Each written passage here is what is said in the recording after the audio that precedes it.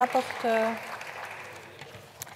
J'ai reçu de Monsieur Marc Le Fur une motion de rejet préalable déposée en application de l'article 91 alinéa 5 du règlement.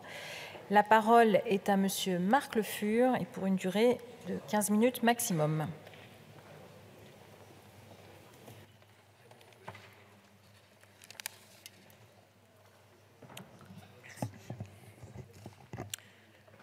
Madame la Présidente, Monsieur le Ministre, Messieurs les rapporteurs, mes chers collègues, cette motion de rejet porte très explicitement contre le principe même du ZAN, zéro artificialisation nette, et contre l'idéologie sous-jacente qui le sous-tend.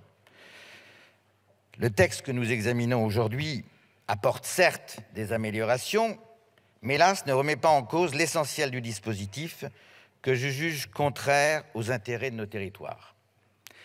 Derrière ce sigle se cache un dispositif que nos élus locaux découvrent, effrayés et dont ils mesurent déjà les incidences redoutables pour leur commune. Si chacun comprend la nécessité de la sobriété, il faut bien admettre que le ZAN nous fait passer dans un système de rationnement. Le but est d'arriver en 2050, vous l'avez dit, Monsieur le Ministre, à zéro artificialisation nette, c'est-à-dire à la glaciation de notre territoire, mais dès maintenant, ceci a des incidences tout à fait redoutables sur la capacité de construire. Quelle est la demande initiale qui nous a amenés au ZAN? C'est la protection de la terre agricole, demande légitime. Mais aujourd'hui, ce qui menace l'élevage, certains d'entre nous connaissent bien cette filière agricole, dans ma région ou dans d'autres, ce n'est ni le logement ni l'industrie, c'est la végétalisation, la transformation d'exploitation d'élevage, notamment laitier, en culture, quand ce n'est pas en jachère. Comme trop souvent, une intention vertueuse, comme la protection de la terre agricole, se transforme en monstre technocratique. Nous aurons les dispositions les plus exigeantes d'Europe, alors que nous disposons d'espace. Nous avons les densités les plus basses des grands pays européens, avec 117 habitants au kilomètre carré. Je rappelle que l'Allemagne compte 239 habitants au kilomètre carré, le double. La Grande-Bretagne, 277, plus du double. L'Italie, 200. Et je ne parle pas des Pays-Bas, avec 519 habitants au kilomètre carré. L'un des avantages relatifs de la France en Europe, c'est de disposer d'espace. Un tel degré d'exigence, voulu par le ZAN, aurait pu s'imaginer, et je crois qu'il aurait été pertinent, s'il n'avait concerné que les métropoles et leurs périphéries, c'est-à-dire la même où le problème de l'excès de consommation d'espace s'est posé. Hélas, au nom d'un principe jacobin absurde, la même règle va s'appliquer à la Lozère et à l'Île-de-France. Vont être concernés la Haute-Loire, le Cantal, la Manche et bien des départements qui n'ont pas été atteints par le phénomène métropolitain. L'avantage relatif du monde rural, c'est son espace. Lui interdire l'utilisation de cet espace, c'est lui interdire tout développement. C'est lui faire perdre son attractivité. Quand on est dans le monde rural, on est plus loin que les urbains pour un certain nombre de commerces, pour un certain nombre de services. On est obligé d'utiliser un système de transport plus coûteux, parce qu'on est parfois plus loin de son emploi. Il n'en demeure pas moins qu'on peut disposer d'espaces plus grands, plus libres, et cet avantage relatif, vous allez le faire disparaître. C'est bien pour cela que le ZAN est ruralicide. Il ne faudrait pas pleurer demain, Monsieur le Ministre, sur la fermeture des écoles, faute d'enfants, puisqu'on aura interdit à leurs parents de s'installer, de construire, de bâtir dans la commune qui est la leur. Il faudra assumer toutes ces conséquences, Monsieur le Ministre, demain. Et tous les effets pervers que nous craignons lors du débat, et que nous avions mis en avant lors du débat législatif sur la loi climat, voient désormais le jour concrètement. Prenons l'exemple de la nécessaire réindustrialisation. Et là, on est en pleine injonction contradictoire, mes chers collègues. Le président de la République nous dit qu'il faut réindustrialiser le pays. J'y adhère, et j'imagine ne pas être le seul dans cette enceinte. Cette réindustrialisation est indispensable. Il faut reconquérir notre souveraineté industrielle, 10% de notre PIB simplement est lié à l'industrie, contre 20% en Allemagne, 15% en Italie. Verte ou pas verte, notre industrie a besoin de foncier. Je viens d'un territoire, l'un des rares en France, qui a su préserver l'emploi industriel, où le secteur secondaire a vu ses effectifs s'accroître, où la population ouvrière s'est développée. L'un des arguments qui a permis la création de ces emplois industriels, c'est l'existence de zones d'activité spacieuses, capables d'accueillir des sites industriels conséquents. On n'installe pas une usine comme on installe des bureaux d'assurance. Il faut de l'espace. On ne peut pas se mettre à côté immédiatement des voisins. Voilà quelques éléments de bon sens qui, semble-t-il, ont échappé à certains. Mais les effets de rationnement foncier commencent à se faire sentir dès aujourd'hui. Un cas a récemment défrayé la chronique. Il se trouve qu'il se passe dans le département d'Ille-et-Vilaine, le projet d'usine Bridor à Liffré. C'était un projet qui permettait la création de 500 emplois. C'était dû à l'initiative d'un créateur, véritable capitaine d'industrie, Louis Luduff, auquel je souhaite rendre hommage ici aujourd'hui. Ce projet est à l'abandon. Multiplicité de contraintes administratives, difficultés liées à l'espace. C'était un projet sur 21 hectares. Je ne suis pas sûr qu'on puisse trouver, en Bretagne ou dans d'autres régions, des capacités pour accueillir un tel projet aujourd'hui avec les réglementations que vous nous imposez. Au-delà des industries se pose également la question des bâtiments agricoles. En intégrant les bâtiments agricoles dans les surfaces artificialisées, c'est-à-dire dans la contrainte du ZAN, nous allons poser à nos agriculteurs bien des problèmes. Nos éleveurs en particulier ont besoin de moderniser leurs bâtiments d'élevage. C'est indispensable en termes de compétitivité. Ils ne pourront pas le faire. Et le monde paysan est en train de se rendre compte qu'il a été utilisé pour mettre en avant les exigences de non-artificialisation et qu'aujourd'hui, il est parmi les premières victimes de ce ZAN. Les injonctions contradictoires portent également sur le logement. Certaines régions rurales attirent des populations, ne serait-ce parce qu'on y trouve du travail. Encore faut-il des logements. Le coût du logement n'a cessé de se renchérir. Naguère une population aux revenus moyens, voire modestes, parvenait, en faisant des efforts, à accéder à la propriété, au moins dans des petites villes et dans des zones rurales. Ce n'est plus le cas aujourd'hui. L'une des raisons, c'est la montée du prix du foncier. Et le ZAN, en rendant artificiellement rare le foncier constructible, va encore renchérir le coût de la construction. Combien de maires ne nous ont-ils pas dit « Chez moi, je peux construire, j'ai des espaces. Je préfère à 1 hectare de maïs 7 ou 8 maisons qui vont accueillir des familles et où des enfants pourront grandir. » Eh bien, ils ne pourront plus le faire demain. Comment le gouvernement et la majorité peut-il être aussi sourds devant les besoins qu'exprime la population?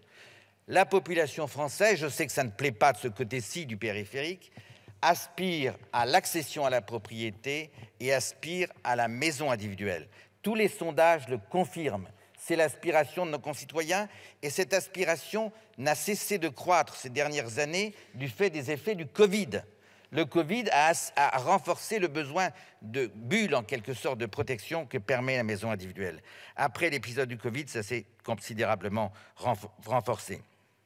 Et pour la maison individuelle que vous décriez, je me dois de rappeler que les équipements que vous souhaitez voir se développer dans le sens du respect de l'environnement se font plus facilement en maison individuelle. Le branchement de la voiture électrique ou hybride se fait plus facilement en maison individuelle que dans des immeubles. L'implantation de pompes à chaleur se fait plus facilement dans des maisons individuelles. Le compostage nécessaire et de bon sens se fait plus facilement dans une maison individuelle disposant de jardin. Logement toujours, il nous faut du logement social. Tout le monde en convient. Or, au vu des textes en débat, le logement social ne bénéficiera a priori d'aucune dérogation permettant d'échapper aux ZAN. Le logement social sera soumis aux mêmes contraintes. Le ZAN va donc priver des logements sociaux dont nous avons besoin. Nous avons d'autant plus besoin des logements sociaux que le pouvoir d'achat de nos concitoyens s'est effondré. C'est partiellement dû à votre politique, monsieur le ministre, pardonnez-moi de vous le redire. Nous avons d'autant plus besoin de logements sociaux que le prix des logements et le prix de l'accession à la propriété s'est accru. C'est ça la réalité. Seul monsieur Le Fur a la parole, s'il vous plaît. Et oui, Seul oui, monsieur Le Fur a la parole. Monsieur Jumel, s'il vous plaît. Merci, Madame la Présidente. Non, mais on vous entend plus que l'orateur. La population aspire à arriver dans un certain nombre de zones pour lesquelles elle sollicite des logements sociaux qui aujourd'hui ne sont pas possibles, qui demain ne pourront plus être construits. Également, jusqu'à il y a peu, au moins dans les secteurs ruraux et les petites villes, un certain nombre de résidents de logements sociaux les quittaient pour accéder à la propriété. C'était le parcours résidentiel. Ce parcours résidentiel n'est plus possible aujourd'hui du fait de la montée du prix de l'accession à la propriété, qui était possible encore hier. Comment vont faire les communes qui n'ont pas encore atteint la norme, la loi SRU, et qui ne pourraient pas construire? Elles vont être soumises à pleine injonction contradictoire. On exigera d'elles la construction au titre de la loi SRU et on les soumettra à l'amende si elles ne le font pas. Et pour autant, les logements sociaux ne bénéficieront pas de la dérogation du ZAN. Alors au moins là-dessus, on devrait pouvoir évoluer. Avec le ZAN, nous allons rentrer dans les arcanes technocratiques et administratifs ubuesques et absurdes. Nombre de communes sont déjà soumises à des contraintes multiples. La loi montagne, la loi littorale, la réglementation sur les zones humides, la réglementation sur les zones inondables. Quand un maire se voit accumuler toutes ces difficultés, il lui est difficile, voire impossible, de construire. Avec le ZAN, le maire, l'élu, qui, naguère, pouvait destiner sa ville dans les 20 ou 30 ans. C'était toute la noblesse de cette mission. Eh bien, cette noblesse lui est désormais interdite. Il ne sera plus que l'exécutant du ZAN. Également, les arbitrages multiples que l'on va exiger des maires et des élus vont occasionner des difficultés, des querelles au sein des intercommunalités pour se partager le petit élément de rationnement possible. Ça va poser aussi des problèmes en droit privé, puisqu'aujourd'hui, un certain nombre de terrains sont constructibles et ne le seront plus demain. Un président d'intercommunalité me disait que plus de 80% de ces territoires aujourd'hui constructibles ne le seront pas demain. C'est-à-dire que des gens vont perdre un patrimoine. Ils iront s'adresser au maire qui leur dira que je n'y peux rien. Ils viendront vous voir, monsieur le ministre, et vous leur direz l'idéologie que vous nous développez régulièrement. Il n'empêche que ces gens-là auront perdu de l'argent et auront perdu des éléments de patrimoine. Bon courage aux élus locaux qui devront expliquer tout ça. Comme toujours, on multiplie les règles et comme toujours, quand on a des règles, on cherche des exceptions. D'où les grands projets nationaux. Qu'est-ce qu'il y aura dans les grands projets nationaux qui dérogeront aux ZAN? Alors, j'ai vu dans les gazettes, monsieur le ministre, que vous vous querellez avec votre collègue le maire. L'un défendant l'industrie, l'autre défendant l'idéologie. Chacun aura compris le rôle de chacun. J'espère, et vous savez l'affection que je vous porte, nous avons fait des campagnes ensemble, monsieur le ministre, j'espère que vous ne gagnerez pas ces arbitrages et qu'au contraire, la capacité de construire l'industrie sera toujours possible. Ces arbitrages vont être très pénibles. Je prends un cas très concret, puisqu'on va déroger, par exemple, pour les zones d'atterrage des câbles sous-marins pour les éoliennes. Alors, c'est vrai que les éoliennes, elles ont droit à tout. Toutes les exceptions, tous les privilèges, tous les avantages pour les éoliennes en terre et en mer. Et là, ça sera possible, paraît-il. Alors que ce ne sera pas possible pour un hôpital. Ce ne sera pas possible de déroger aux ZAN pour un hôpital.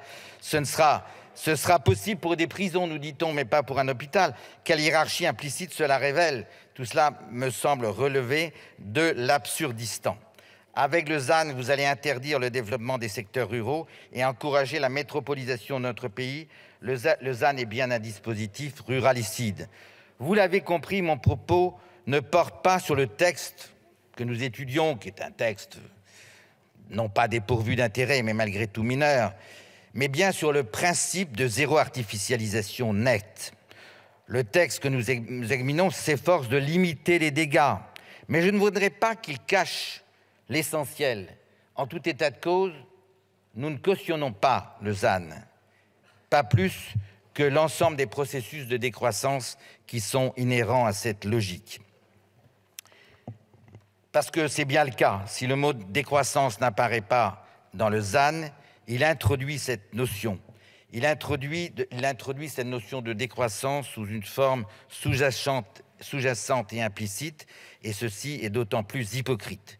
Parce qu'il ne s'agit pas d'un rejet du texte du Sénat, mais bien d'un rejet du ZAN lui-même, et que je me devais d'exprimer les convictions que le règlement de l'Assemblée m'a permis d'expliciter ici à cette tribune, je retire mon projet de rejet préalable. Merci.